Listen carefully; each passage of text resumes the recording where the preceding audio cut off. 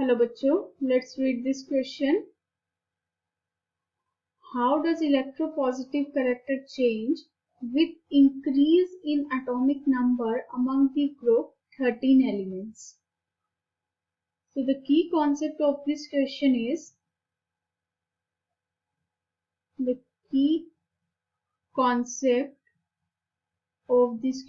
is electropositive character. Electropositive character. So let us see what is electropositive character. Electropositive character होता क्या है वो देख लेते हैं. As the name suggests, electropositive means element अपने आप को पॉजिटिव चार्ज ले आएगा. पॉजिटिव चार्ज कैसे आएगा? By losing the electron.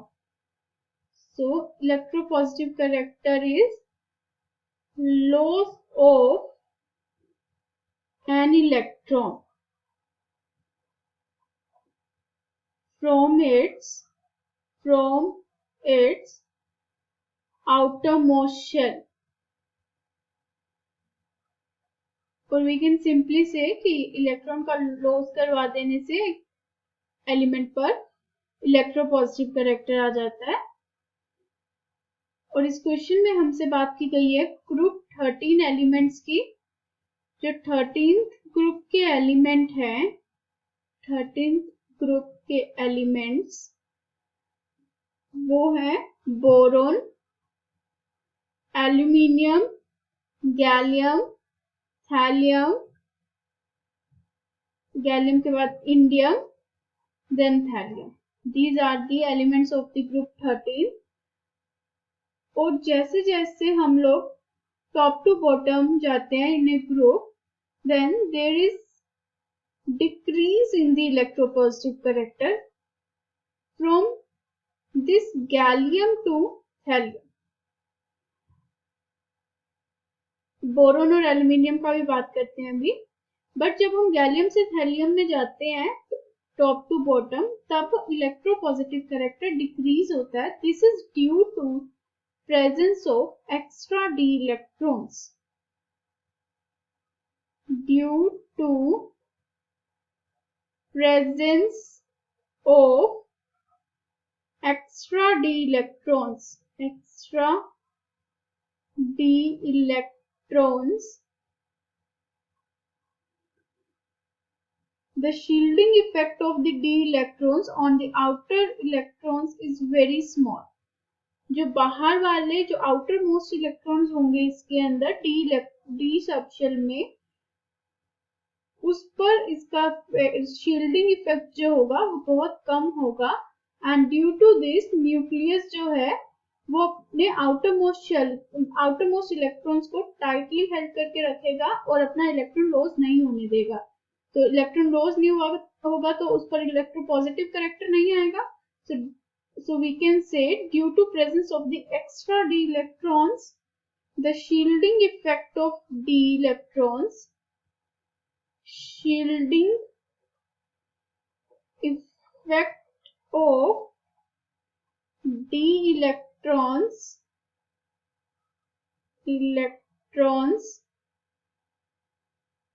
on the outer electron is very small. is जो इसका shielding effect होगा that will be very small,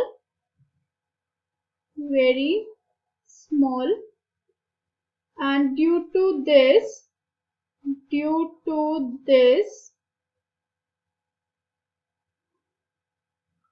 nucleus जो है इलेक्ट्रॉन को टाइटली हेल्ड करके रखता है. Nucleus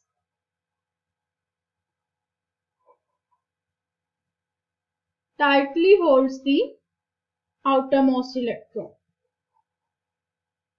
Tightly holds the outermost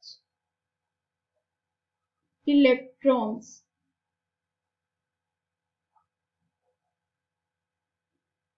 तो यहां से हमें ट्रेंड पता चल गया गैलियम, इंडियम और थैलियम का कि ये डिक्रीज होंगे. तो इसका इसका ट्रेंड लिख लेते हैं सबसे पहले हम। गैलियम, इंडियम एंड थैलियम का हमने इलेक्ट्रोपॉजिटिव कैरेक्टर का ट्रेंड लिख लिया। अब बात आती है बोरोन और एल्यूमिनियम पर। बोरोन का जो साइज है वो काफी स्मॉल होता है एंड उसका आयनाइजेशन पोटेंशियल वैल्यू जो है काफी ज्यादा होता है as compare to the aluminium. उस वजह से बोरोन जो है लेस इलेक्ट्रोपॉजिटिव है। तो बोरोन अपना इलेक्ट्रॉन नहीं देता है due to its small size. We can write boron has smaller size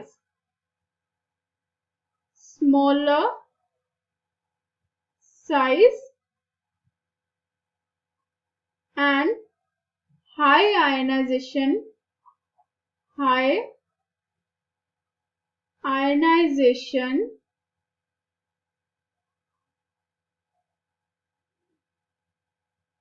potential value.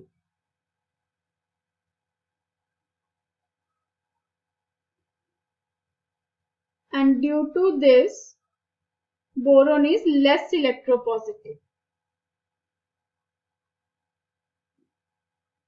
So हमारा ट्रेंड हो जाएगा, it will be like boron, then this aluminium, and this will be the final trend for the electropositive character in the group 13 elements. तो हमने देखा कि जो boron का electropositive character है वो एल्यूमिनियम से कम होगा क्योंकि उसका स्मॉलर साइज है एंड आयनाइजेशन पोटेंशियल ज्यादा है। आयनाइजेशन पोटेंशियल होता है जो कि एक मिनिमम अमाउंट ऑफ एनर्जी हम देते हैं to remove the outermost electron और लूजली बाउंड इलेक्ट्रॉन को निकालने के लिए, बट इसकी जो आयनाइजेशन पोटेंशियल वैल्यू बहुत ज्यादा है as compare to the aluminium, क्योंकि बोरोन अपना इलेक्ट्रॉन टाइटली होल्ड करके रखता है due to its size. And in this gallium, indium and thallium में हमने पढ़ा कि जो हमारा डी इलेक्ट्रॉन्स प्रेजेंट होते हैं उन पर शील्डिंग इफेक्ट जो होता है बहुत कम होता है, उस वजह से वो अपना न्यूक्लियस टाइटली होल्ड करके रखते हैं एंड ये वैल्यू फर्दर डिक्रीज होती जाती है। So at last we got this trend for the group 13 elements and this is the final answer of this question. Hope you understood it well. Best of luck.